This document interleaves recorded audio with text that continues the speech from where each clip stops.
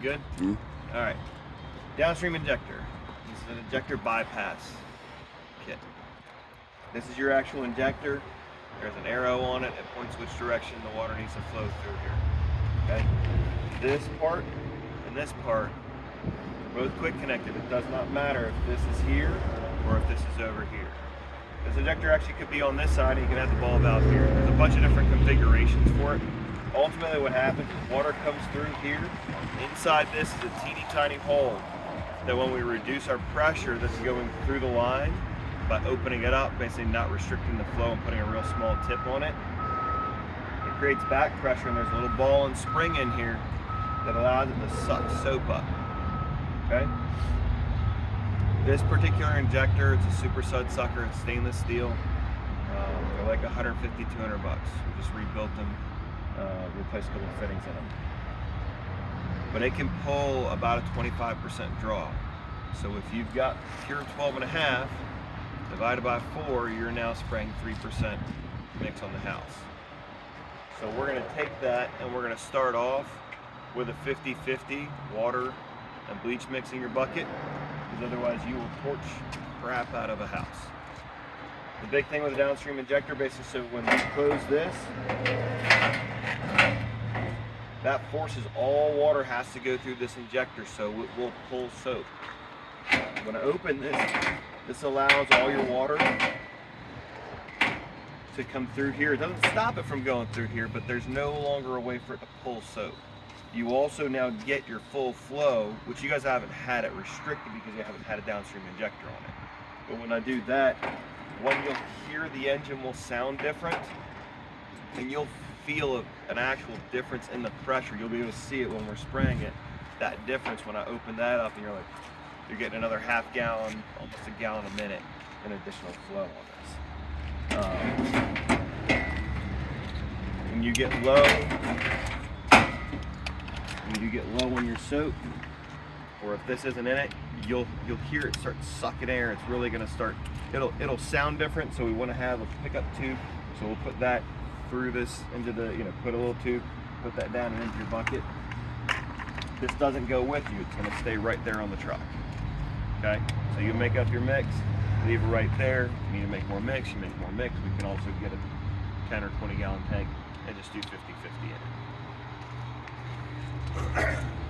And now noisy time.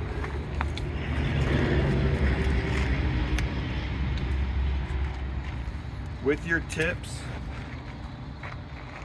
and if we didn't have this thing already to help us, these two will pull soap all day long.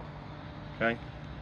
These two should stop pulling soap. This one actually might not, because it's still, we drop our pressure so much when we're doing our rinse anyways.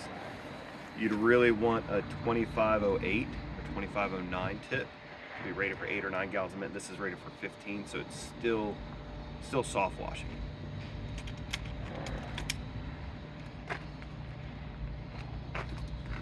That tank's open.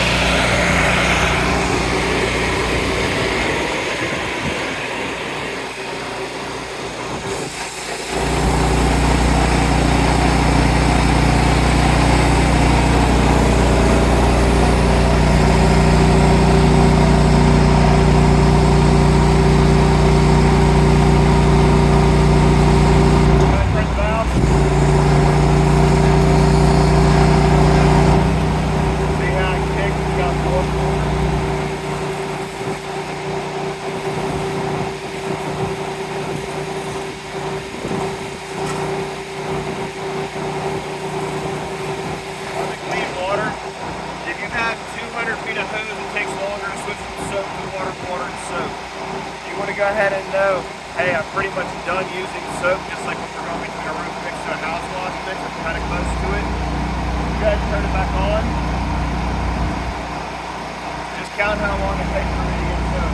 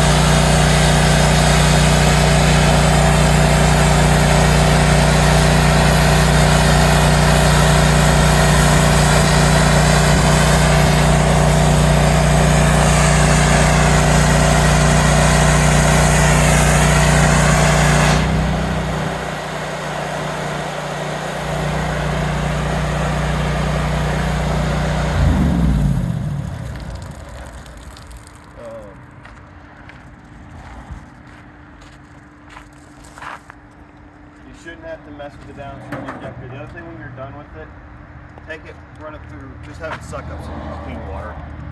If you do that once a day, that's great. At the end of the day, downstream injector and an X-jet are the same thing, it's just their location. An X-jet is a downstream injector that's at the end of your gun. This is just up here.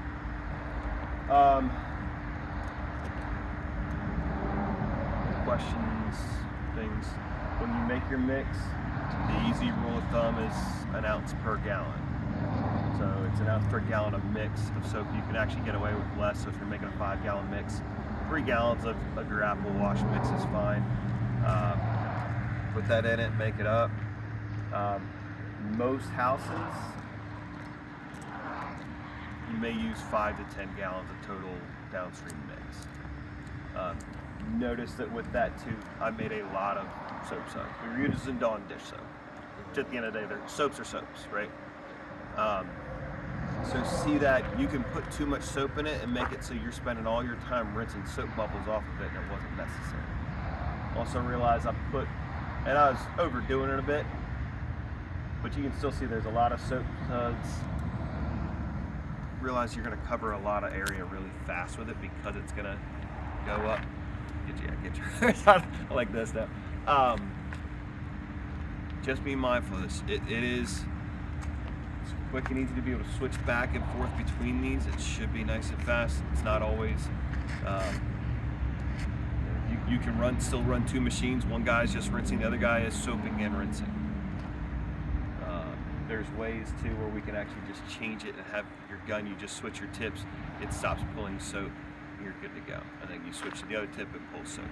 I can even change the ball valve, adjust that so it reduces the pressure and flow, and so that'll start pulling or stopping the flow of soap. And